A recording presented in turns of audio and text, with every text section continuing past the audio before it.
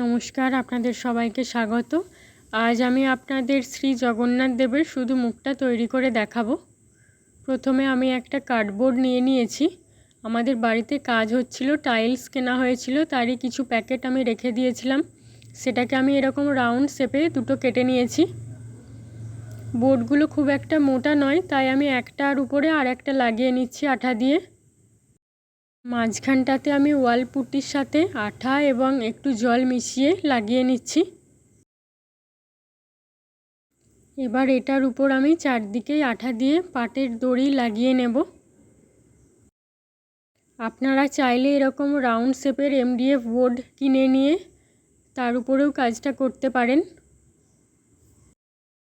কিন্তু আমি পুরো কাজটি ওয়েস্ট মেটেরিয়ালস দিয়েই করছি। আপনারা চাইলে পাটের দড়ি ব্যবহার না করে ক্লে দিয়েও কাজটা করে নিতে পারেন। আমি আগে ক্লে ওয়ার্কও কয়েকটা করেছি, এবার ভাবলাম অন্য কিছু দিয়ে একটা নতুন কাজ করি। মাঝখানে শ্রী জগন্নাথ দেবের মুখটা আমি পেন্সিল দিয়ে এঁকে নিয়েছি। এবার এটার উপরেও আঠা দিয়ে পাটের দড়ি লাগিয়ে নিচ্ছি। আষাঢ় মাস পড়ে গিয়েছে, আষাঢ় মাসে রথযাত্রা উৎসব হয়। আমি আগে শ্রী জগন্নাথ দেবের ছবি এঁকেছিলাম, এবারে ভাবলাম নতুন কিছু কাজ করি অন্য রকমের। এবার মাঝখানটাতে আমি রং করে নেব। প্রথমে কালো অ্যাক্রিলিক রংটা দিয়ে নিচ্ছি।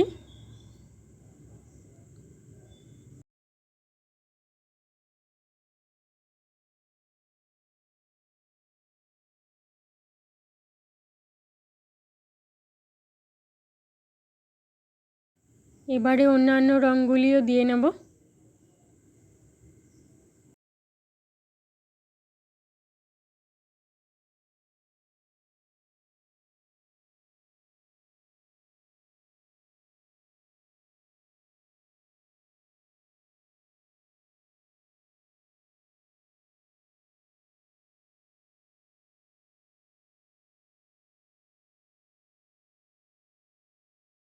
এবারে এই পাটের দড়িগুলোকে এরকম ছোট ছোট টুকরো করে কেটে নিয়েছি। এবার এগুলোকে আঙুলের মধ্যে কয়েক পাক জড়িয়ে নেব। তারপর সেটা বের করে নিয়ে বোর্ডের মধ্যে আঠা দিয়ে লাগিয়ে নেব। এইভাবে পুরোটাতেই লাগিয়ে নেব। শুধু এইটুকু কাজেই আমার 2 ঘন্টারও বেশি সময় লেগে গিয়েছে।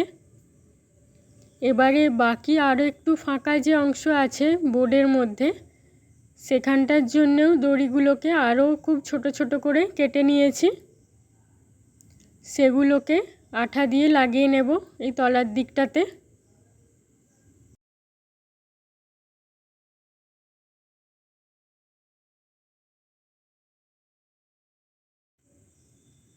এখানটা করতেও অনেকটা সময় লেগে গিয়েছে।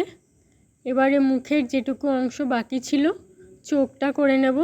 পুরো কাজটাই আমি ওয়েস্ট মেটেরিয়ালস দিয়ে করেছি, কার্ডবোর্ডের উপরে পাটের দড়ি দিয়ে। সবার MDF বোর্ড, ক্লে এগুলো কেনার সামর্থ্য নাও থাকতে পারে বা হাতের কাছে সবসময় নাও পাওয়া যেতে পারে, তাই সবার বাড়িতে যেগুলো সবসময় অ্যাভেলেবেল আমি সেগুলো দিয়েই করেছি। পুরো কাজটা কমপ্লিট হয়ে গিয়েছে, দেখিয়ে দিচ্ছি দেখুন। আমার এই কাজটি আপনাদের কেমন লেগেছে কমেন্ট করে জানাবেন। ভালো লাগলে আমার চ্যানেলটিকে সাবস্ক্রাইব করবেন, লাইক শেয়ার করবেন। ধন্যবাদ।